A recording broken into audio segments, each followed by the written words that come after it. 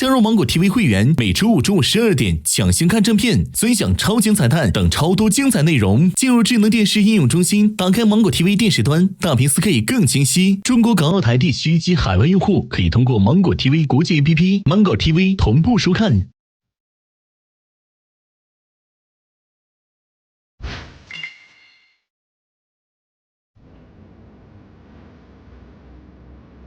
啊，这个马车好有那种中世纪的感觉啊！天哪，这个地好漂亮！我们一会儿肯定就是这个。对，我们应该换一个公主的裙子才对。走吧。走。Hello, hi. Are you looking for a table? Yes. Okay, please follow me. Thank you. Are you hungry? Yes. Very hungry. So you want to drink something? Yes. Something warm. Something warm, okay? 他说要温的，然后你说可乐，太可爱了。 So if you want, I have warm. I have tea. Then I have hot chocolate. I have also coffee, americano. 这个巧不错哎。she wants a hot chocolate. Okay. Do you have ginger tea? Yeah, ginger lemon. Okay, I'll take a ginger lemon. Agree. Yeah. Agree. Thank Okay. you. We'll take a tea as well. Perfect. Okay, thank you. Thank you. Okay. Let's start with the first plate. This is a maltagliata with local lamb ragu. 这不是中国的狮子头吗？对啊，有点像。是吗？啊，这个就是饺子。饺子，真的好看啊！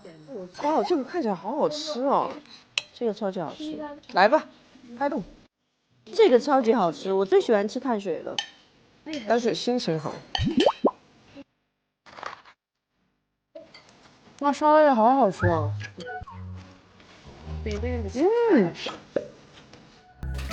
真的是很好吃，我真觉得这是我们那么多天最好吃的牛排。好吃。你们结婚后有没有试过被追求啊？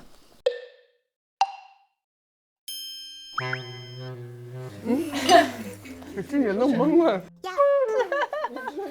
是这样的，首先我是一个比较害羞的人，如果碰到一个男生，我马上会说不结婚了，不管怎么样，就第一时间他就会说，蛮有边界感的。我老公说，所以就是不可能就是有尴尬的，没有机会的。哦，门关上了嘛。是的，我是比较喜欢这样子的，很清楚的。对，清清楚楚。我觉得我这么神经这么大条，我就很难感受到别人对我有什么感觉。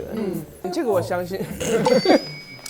尤其是婚后，其实好像你说大家都知道结婚的这个事儿嘛，我觉得很难吧。所以我觉得婚后我是可能有，但是我也没有感觉到。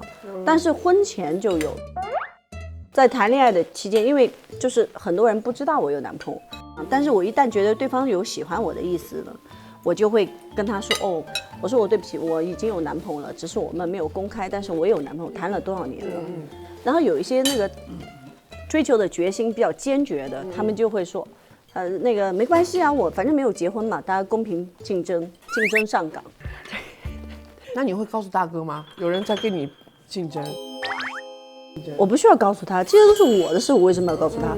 但我就可以摆平的嘛。所以如果是这样的情况，我就会跟他们讲说，哦，我真的不行，我是神经是一根筋一条线的，我没有办法，我处理不了那么多复杂的事，对我来讲心好累，所以我只会是单一的这样。你呢，珊珊？我是真没有哎，我从我们公开之后就没有。蛮明确你是有家庭状况的，对吗？但是我跟安诺一样，就是可能我也是，就是跟任何人聊天，可能聊不到2句我就说了我老公了。对，所以没有这个状况说。对，我们这是婚姻状况是很清楚的。但我们这个圈子不一样，我们的结婚一定是公开的。你们周边的朋友是怎么评价你们的老公的？你来。我的闺蜜啊，第一次真的是碰到我的老公是我们录这个节目的时候。Manon, Alizé et Hélène. Nice to meet you. Nice to meet you too. 哦，在这个节目碰到你的朋友。哦，对对，他们知道他是个好男孩，就是没有那种他们也看到我的变化，所以他们就是支持他。为你高興。是啊，是啊，沒有那種，你呢？我诺也知道我丢话题了呢，我点我。说的可快了，你呢？实际上，我刚刚跟炫哥在一起的时候，他们都不看好。为什么呢？就觉得他就是看起来很像是花心的，就觉得他们可能OK 了，就是在一起，但是可能也不会太长久这样。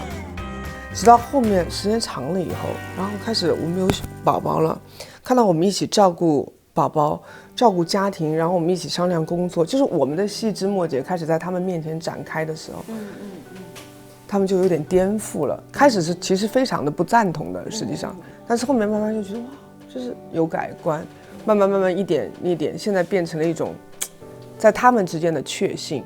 因为我的工作人跟好朋友会面临一个问题，会有很多人。他们的朋友或者他们的家里人会问他们说：“戚薇跟李承铉是不是演的？”他们会常常碰到这个问题，然后他们就会用实际上看到的样子去跟他们描述我们的相处状态，对，还是会有一个转变吧。我刚跟庚在一起的时候，我记得有一次我们就是有一个小矛盾，然后我爸爸看见了，然后我爸爸就跟我说 ：“Selina， 其实你的看东西的方式错了。”他说：“其实你们俩有点像一个 puzzle， 就是一个拼图，就是他想说的就是你们是互补的。”齿轮型咬合，对吧？对，他说你多去看他跟你的不一样，把它看成是互补的时候，你们的感情会变好。是。因为他说你要是一直想改变对方让他更像你的话，他说这有什么好就是处的呢？他说这不是自恋吗？你就想找一个跟你一样的人就是在一起。所以后来我也跟庚也说了我爸爸这句话，后来我们也发现我们不要把两个人当成两个个体，就是把两个人变成一个整体的时候，去想东西，去做决定，我们就是整个关系就变得非常的融洽。对，所以就只有我爸，我其他朋友其实都很喜欢庚，就觉得他幽默，他还是有趣的灵魂。所以朋友也能看出来他好玩的。庚哥是给我，就是我没想到这次旅行，我最没想到的是他。是吗？对，因为我跟庚哥也不认识的。我会觉得，一个东北大男孩，也做过 idol，这么红过哈，多多少少可能会有一点大男子主义啊，而且有点那种就直男癌的一些东西，以为，但是这一次我们一行，我发现就是，他让我就是最惊讶的，就他很温柔又很柔软，没有任何大男子主义，然后他也很愿意交流，对于很多新鲜事物的接受程度也很大，然后料理事情很周到，然后又很有责任感，在旅行的过程当中也是很好玩、很有趣的那种灵魂，就是跟我想象的完全不一样，很不一样。对。你呢？因为我老公从事的这个行业，他做殡葬业嘛，所以呢，其实这个行业在很多时候是不被大家看好。对，做死人生意这种说法，还有那种说赚死人钱的那种，对吗？很刻板印象。殡葬行业的各个工种，实际上在日常生活当中会遇到实际困难，比如说择偶，你说相亲或介绍对象，你要对面就父母一听，你是干这个的，对，就对，基本上就跟你就是给了画叉叉了，对，很多时候就是对，有点忌讳这个工种，因为这是传统，因为他们觉得华人的社会会觉得这个是避忌很晦气的一件事。他开始做这个行业的时候，他们的那个小圈子就说他们已经没办法了去做死人生意了，都是这样的说法。马来西亚也会这样子，非常的。所以我老公从那个时候就是他能感受到那种心态对他的一个变化，他觉得好像跟我做我的朋友好像就感觉地位被拉低了，我有那种感觉嘛，所以他就说我看到这个行业的问题，我要决心去改变它。尽管他的能力是小的，但是我跟他在一起20年，这个行业在马来西亚的改变是非常大的。公司的员工从一开始，他们其实也是一个过程，慢慢的被整个社会重视。殡仪馆有化妆师，有礼仪师，他把每一个职业变成一个匠人。所以他们就从一个很普通被人看不起的职业，现在变成很多的人就请他们去演讲，他们那种避讳，到现在是觉得很骄傲的一件事情。我觉得他是一个我老公是一个很有决心和能够把事情做得很好，我很佩服他。然后到现在为止，我周围的朋友就是他们开始更多了解我老公说，每个人都跟我讲说，哦，你真的是找了一个很好的人，他真的是个很好的人，值得你这样去对他。对，用良心在做殡葬行业。他每一次开机，那个屏幕上永远出现一个字：良心事业。他一直在做的事情，也就是想改变这个行业的以前一些传统的规则，因为他不是去买卖一个人，而是要去照顾这个人，往生的人和还在活着的人，也在把这个行业能够做到怎么样去回馈社会和尽到承担社会责任的一个企业的这个方向来发展。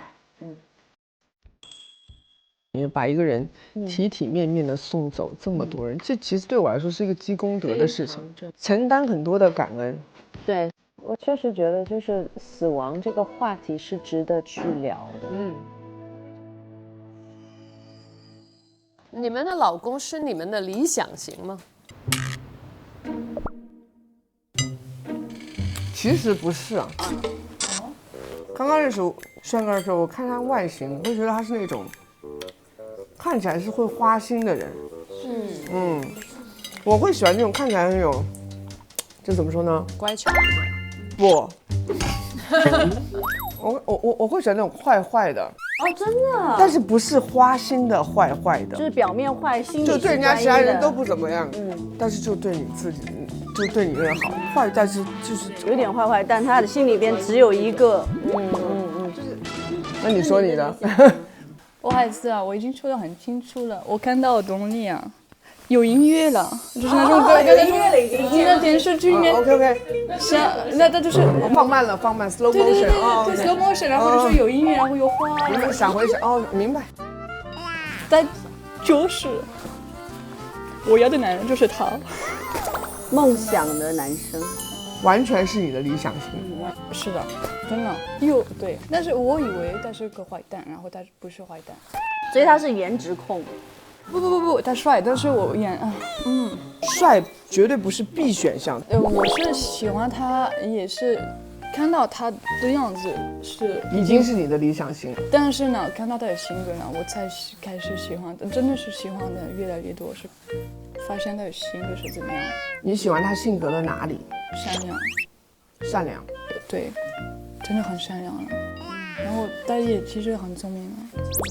是的，是因为帅的男孩很多，但是这么善良的男孩不多，所以就是对，然后他就是对父母特别好的，之类的，我是喜欢。对，我其实蛮同意你说，就是我其实会看那个男生他有没有责任感，但是我觉得就是颜值不用那么厉害，但是我觉得还是要过得去。我老公他当年就比现在还帅。我看见那个姐夫年轻的时候照片，梁朝伟嘛，那时候他我没见过，我认识他的时候他已经40了，但是还是很帅的。就是我如果那个时候碰到他，我绝对不会跟他在一起。我不喜欢太幼稚的男生，我喜欢比较成熟的。我本来就挺幼稚的，虽然年龄很大，但是如果找一个比我更幼稚的，这生活怎么过呀？你总得有一个成熟的吧。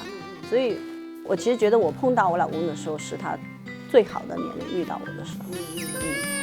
通常条件不错的男生都比较容易花心，我觉得他是个例外。很。珊珊呢？其实我年轻的时候还是喜欢坏男孩。你们两个一样啊？是吧？对，就是太好的男孩就反而就好像就觉得无聊，无聊，对。但是这个就是我以前特别喜欢那种很会说话的，就是那种浪漫的花言巧语的，就是特别有创意的。后来挺逗的，我拍《战狼》的时候，就《战狼》里面有个黑人女人，她就跟我说，她说 Selina， 我告诉你，你再找男朋友的时候，她说你千万就要找跟你喜欢的那种男孩的对立面。对，她说你不要找那种就让你觉得你在飘着的男孩。她说你要找那种就是特别像朋友，然后能把你扎到地球上。对，所以就是跟他就是相处之后，我就发现，就是他比我能想象的男人还更好。对。我曾经的理想型是雷神，这么飘，他的声音特别浑厚。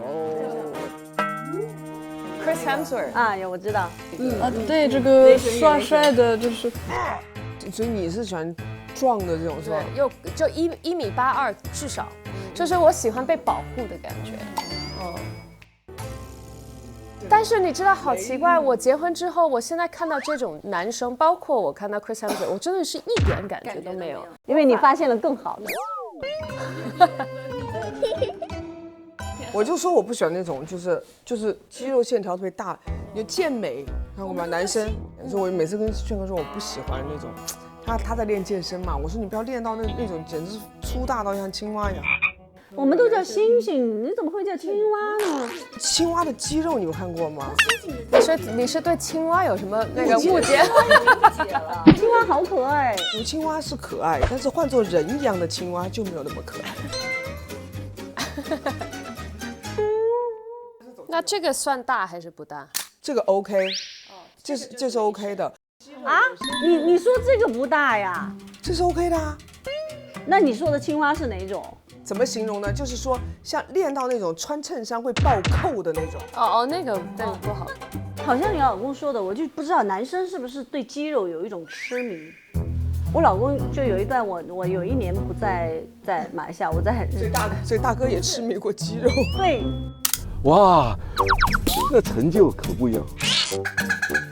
然后他练了，他说我要练给你，回来让你看我的肌肉。我说你千万别练，练了以后我就不喜欢你了。因为男生有一个误解是觉得女人喜欢肌肉，很多女生都喜欢就是这种有 muscle 的那种力量感，但是有些就会有点怕这种类型的。那你的理想型是谁？如果有一个人，以前我可喜欢冯巩老师了。对，那也不能说是理想型，就是很喜欢他这样的，因为他们每年都看春晚嘛，必须的。就觉得冯巩老师这样的男生太幽默了幽默有文化，静姐聪明，就是有趣和好玩这件事情对我的择偶排序非常靠前。就是我觉得我的人生要跟他过一辈子的情况下，这个人要是有趣的，是骨子里面好玩的，我可以跟他看遍世界所有，玩遍世界所有的那种感觉，我觉得才能跟他一直可以走下去。我觉得炫哥有很大一部分符合了这个，他是个骨子里面很开心，就是很纯净，然后又很幽默的人。他就会给你的就是平时很无聊的生活或者是添加很多平淡的东西，有很多乐趣。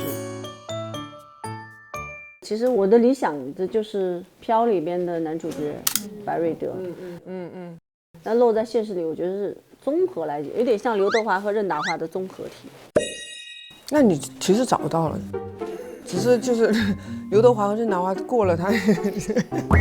你要说你这个话在你姐夫面前再说一遍，我觉得你是可以的。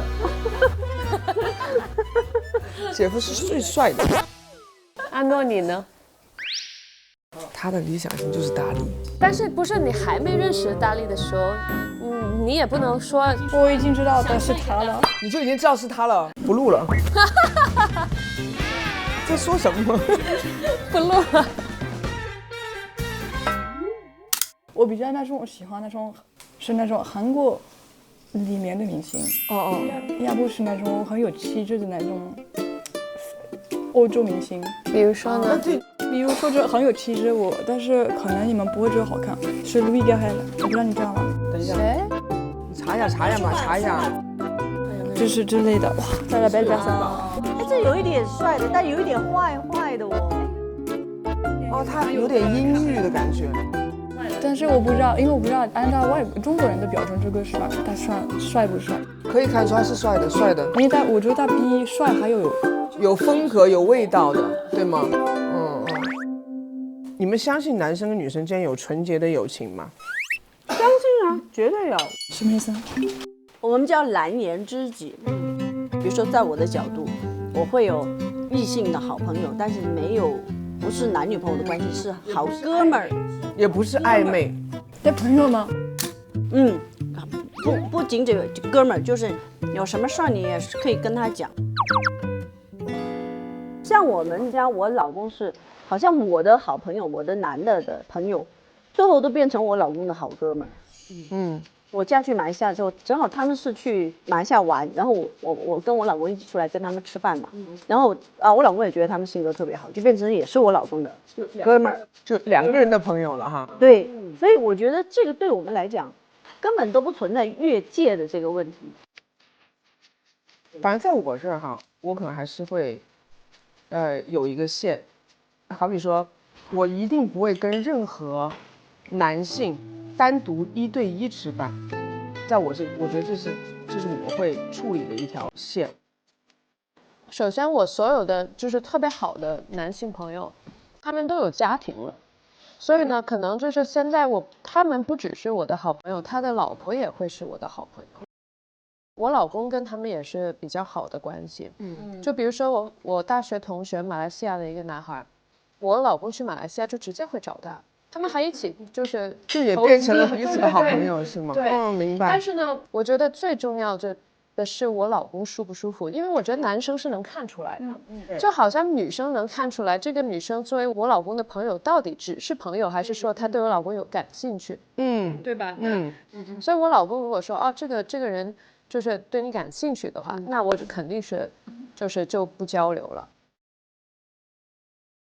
我也不太会的，因为反正我的朋友是多的朋友，都会，就是因为我所以就是不太可能就是会单独的。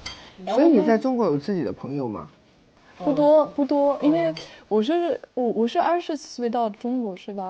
然后就是有一个是外国人我是这外国人，所以我的朋友现在在中国当地不多，但是我还是有的，但是这大部分是女生呢。女生，因为我比较喜欢跟女孩聊天我觉得跟女孩聊天很开心，很舒服的，就是比较我会更放松一点。其实我学习了很多是跟就是我儿子同学的妈妈聊天。妈妈明白。我这是最好的教育，我觉得真的很开心。OK， 账单来了，他说你们终于能走了。You liked everything? Yes, it's delicious. Thank you. Perfect. Then it's 161 and 30, please. Yeah, okay. Thank you. Thank you. 走了，走吧，我们。走啊，我们吃饭了。来了。哦哟 ，Hello， 就这里吗？明天我看看几点出发。我们明天应该要去别的地方。这个整个行程已经到一半了，对吧？对呀，然后你接下来巴黎跟成都了，成都就看你。靠我老婆。明天午餐导游自由安排，我看午餐要不要我们会找一个餐厅。机场的吃的我们都不用花钱嘛，就是休息室疯狂吃，休息室疯狂吃，对吧？太了，省钱。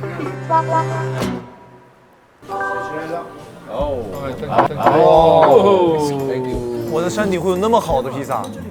哦 ，OK， 哇，这么大份。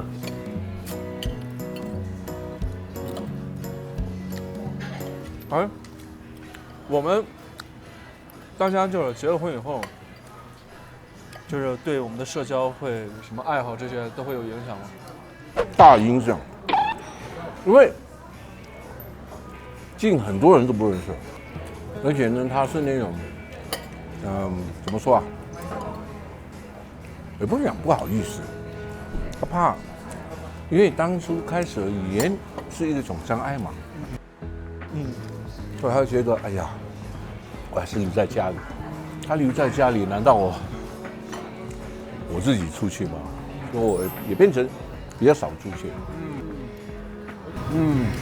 我觉得我也是，一开始的时候是这样了，现在很好了，因为他英文哇，一口流利英文啊，现在。开始的时候他因为英文还不行嘛，10几年下来，现在他他讲的比我多，英语啊。就影响爱好呢，我觉得我跟他在谈恋爱或者甚至结婚以后啊，他会去主动的会去接近我的爱好。你比如说滑雪，比如说潜水，他会跟我一块儿去学滑雪，跟我一起去潜水，甚至说打高尔夫球，对，他也是尝试也在学。因为我就想，高尔夫球呢，你这样跟他可以有一个4个多小时的单独的空间，我们可以边聊天，边打着球，边走路，我觉得特别舒服。如果有小孩子的话，我也希望说小孩也能跟我们一起打打球、走走路，所以他都会去接近我的爱好。但是肯定是没有像以前有足够的时间，说我每年我有一段时间我要自己去度假，我要去玩，我要去滑雪，这是不可能，因为你有了家庭。对，我也是。我是一个特别喜欢外面运动的东西，像滑雪或者是潜水，或者我是觉得在这个世界上能体验的事情我都想要体验。但是呢，我老婆是完全相反的，所以通过这个时间累积的，就我会把很多我想本来要去做的事情就会慢慢单掉。当然，他也会有跟你们家一样，就是愿意接触一下我这个部分和做的事情，但我更多的都是我去年是第一次，就是因为我私人的一个行程，就是离开家个2天，一个是参加一个朋友的婚礼，在国外。那个之前我是从来没有过，就是为了跟朋友玩或者什么，就是跟家里分开过。可能也是因为我们结婚没多久，就是已经有孩子有家庭了，我就觉得没办法有这个时间来出去，所以这个应该是我的一个生活上的变化吧。但这个时间长了之后，反而我还挺小的时候，跟他一起出去玩，跟家庭出去玩，我觉得挺好的。对啊，是一个常态，我没觉得这个是有问题。如果我觉得我会介意这个事情，我应该会跟他探讨。我觉得我想要这个，但我就没那个需求了。就你说像朋友聚会，就像阿诺，就这点我觉得很好，他就从来不会催我，也不会问我。如果我出去晚了以后，他就给我就绝对的信任，他就完全就不会说是突然发个消息你在哪里啦，还不回来啊？现在几点？你赶紧给我回来，或者说。那你会主动报备吗？他越不问我越会主动，对吧？他如果越问我会越反那个。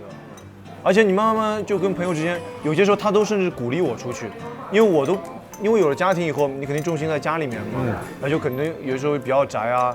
他就会说，哎呀，丽丽，你得出去，你得跟你朋友聚会，你得培养你自己的爱好。他反倒是很支持我去出去走走，是这样一个状态。因为本来我爱好确实也不是特别多，我就喜欢打篮球，就吃点好吃的东西。有人愿意跟你打篮球吗？真的那么高，太欺负人了，你知道吗？打篮球都愿意就跟我一队。对，然后这点上面真的还是很好。就外国人就觉得你要有自己，我们要有一起的时间，但是我们要有各自独立的一个时间。他鼓励我出去培养自己爱好，因为他就是一个爱好很广泛的人嘛。所以说我就说，这次回去以后，我也想跟他一起去做陶艺啊，做缝纫啊，然后一起再出去看看这个世界，一起旅游，然后更多的交流。我觉得这个是很需要。因为他喜欢陶艺，他喜欢缝纫的一些可能手工的东西。对，我也想去尝试一下他喜欢的一些东西。哎，那在你们生活当中的话，比方说就一件事情，就也不说对错嘛，那你们会主动说道歉的那个人吗？会道歉。会道歉。我会。我只要主动可以说对不起，我觉得这个是可以减少很多比其他的麻烦。是。包括我对孩子也一样，爸爸错 ，OK， 我刚刚情绪没控制住，我当下我有一点面子，然后我再叫，然后我就安静睡觉前，我一定要跟他说 ，OK， 爸爸，今天你其实这个做错是做错，但是我的反应我也有做错，我不应该这样，我也会跟他道歉。我觉得道歉没有一个没面子的事情，是个人都会错，没有完美的人。是，就是我觉得我老婆对孩子，虽然孩子现在2岁半，她如果要是或是情绪一下上来的话，在孩子面前，她也会晚上会跟孩子说，虽然是2岁半，她也会说，对不起啊，宝宝，就是今天妈妈怎么样，以后妈妈怎么样。完了是2个人，对她真的像听懂一样，她真的会过来给你抱抱，还拍拍。哇哦！我就哎呦，我说还是小孩很聪明的，能感受到。聪明。其实小孩子身上也学到很多的，就是像感情是一样的，因为小孩子的专注力永远是看着你大人给出的反应，他会做出及时的反应。对，他在学，他一直都在学。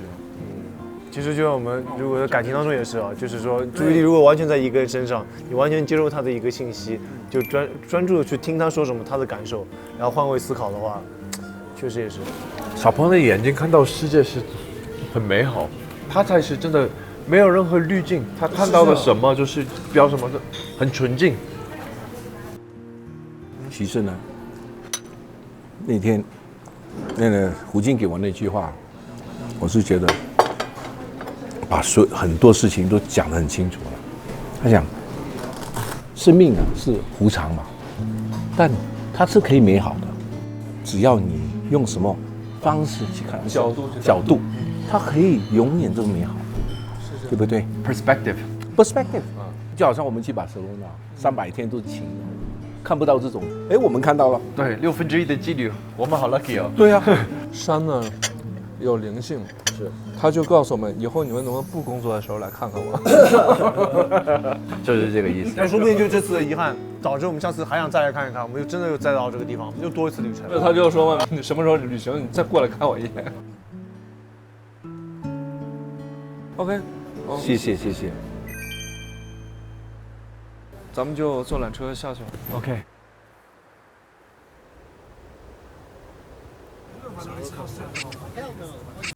还有很多人这个带着滑雪这种装备就直接跟我们坐缆车下去，应该是因为雾太大，他们没法滑下去，是不是？倒霉了，有可能，应该是吧，对吧？要不然的话，what bother, right? Excuse me. Can I ask why you're not skiing down and you're riding the lift? Is it because of the fog? Yeah. The weather? Oh, okay. That's what I thought. You're not allowed to, or you are not allowed to ski because you cannot ski? You can't Dangerous. see. Oh yeah, right. Yeah. Right. 太高了，这边雾太大，所以他们下去那个中间的那个区域再滑下去。We like your helmet. Yeah. With my son. Yeah, I saw your son with the spikes. Yeah. Rainbow spikes. Very cool.